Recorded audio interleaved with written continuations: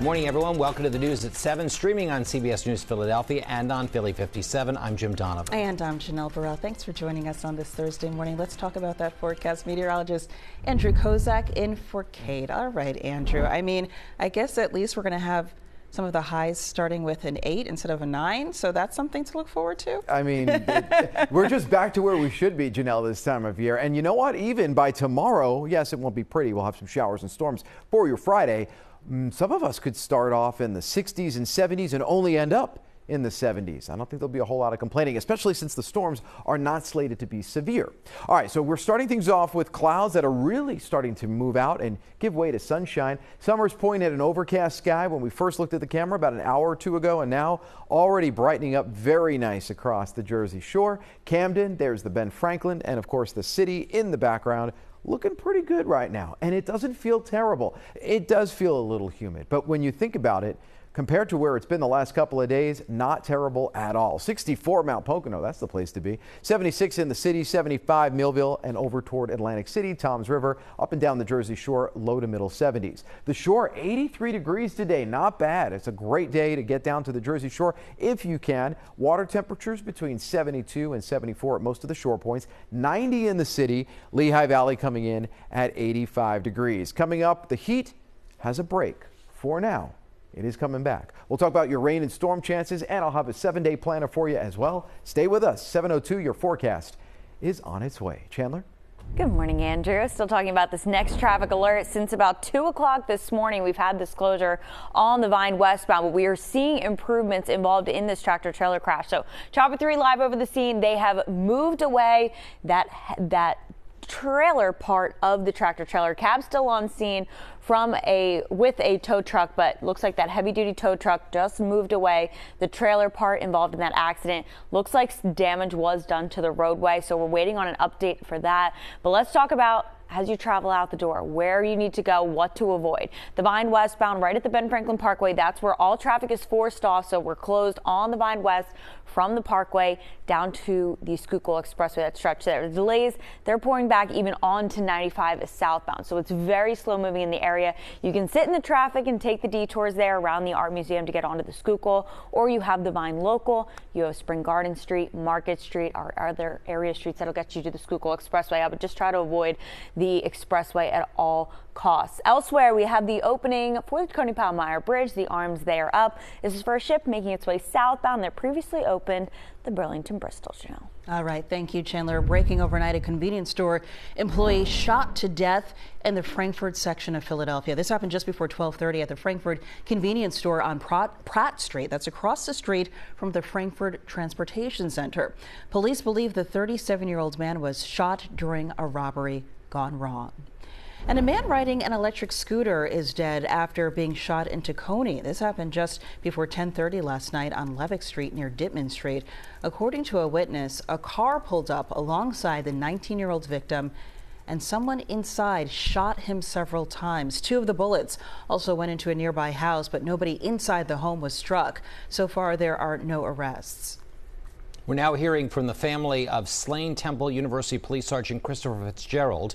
They say they're outraged over the district attorney's decision to not pursue the death penalty in his murder case. Miles Pfeffer is accused of shooting and killing Fitzgerald in February of 2023. Spokesperson for the DA's office says a committee that weighs death penalty matters reviewed the case and made a recommendation to DA Larry Krasner, who made the final decision.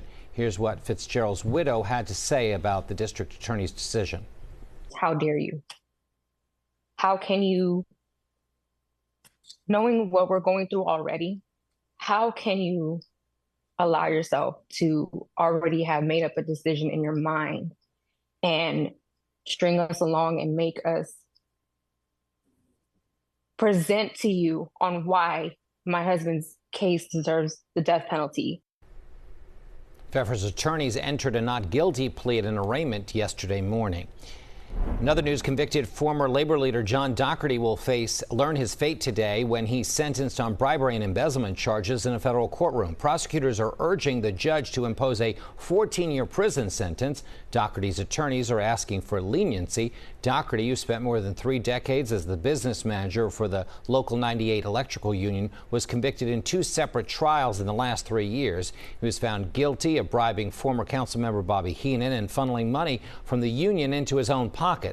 Sentencing is scheduled for 10 o'clock this morning in Reading. A 4th day of closing arguments are scheduled today in the bribery trial of Senator Bob Menendez. Menendez's lawyer cited patriotism as a reason to acquit his client yesterday, telling a federal jury that it would be, quote, a win for this country. The New Jersey Democrat is accused of accepting bribes in cash and gold. Menendez and 2 businessmen are being tried together. The senator's wife, Nadine, faces a separate trial.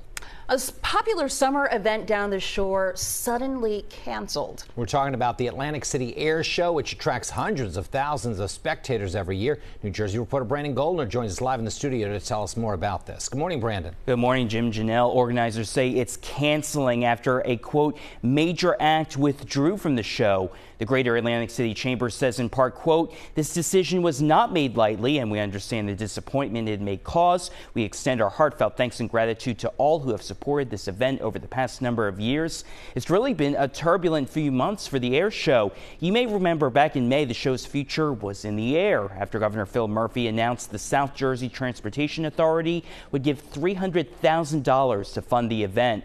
Restaurants and businesses on the boardwalk say this news is a major disappointment. To have a real big event with hundreds of thousands of people coming into town really helps out during the week. Having a Tuesday and Wednesday with a little pop at dinner time, it's always great.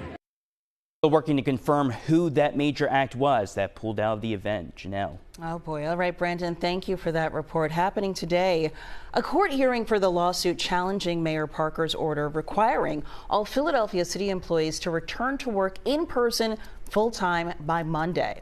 Yesterday, the mayor holding firm on her decision during a news conference at City Hall. She says the move is part of her plan to improve city services, but union leaders argue the change needs to be negotiated and would cause a hardship for employees, especially when it comes to child care. There should be some room for compromise and sitting down and meeting and discussing to fully encapsulate the needs of what all the workers in Philadelphia need. There's been no statistics, there's been nothing shared saying that our services have been affected in a negative way. Nothing about my standing has changed. We're using every tool in the toolbox to make sure that you can see your tax dollars at work in your neighborhood. We're expecting a resolution for this lawsuit before the end of the work week. Now to a scam alert from the Philadelphia Parking Authority. Scam artists are sending text messages saying you have to pay an unpaid parking bill. The message looks legit. It looks like this, but a link that's attached does not take you to the PPA website. If you want to check to make sure you don't owe any money, you can go to the actual PPA website, philapark.org, or call the Parking Violations Branch. Well, if you're a driver who uses some of the bridges between New Jersey and Pennsylvania, you may soon begin paying more, but how much depends on a vote scheduled for next week. See, the Delaware River Port Authority already approved a toll increase for August 1st. It will be the first increase in 13 years. It would raise the current $5 toll to $6.50. Well, here's the deal. Yesterday, the Finance Committee approved a new plan changing the increase to only $6 if it passes a board vote. What this resolution will do is take it from that $6.50 increase to $6. So it's essentially a reduction from what the consumer price index is calling for. Now, for folks that travel the bridge 18 or more times, will continue in place. Although it won't be at $4, it will now be at $5 because the tolls have gone up $1. Full board votes next Wednesday. That's not the only possible price hike for drivers. You may have to pay more to drive an electric car in Pennsylvania. The State House just passed a bill that would increase vehicle registration fees for EV drivers. The fee would be $200 next year for fully electric vehicles. If you have a plug-in hybrid electric car, registration would cost $50 next year. The goal is to make up for lost gas tax revenue, which pays for road work. The state Senate still has to approve the bill before it goes to Governor Shapiro's desk.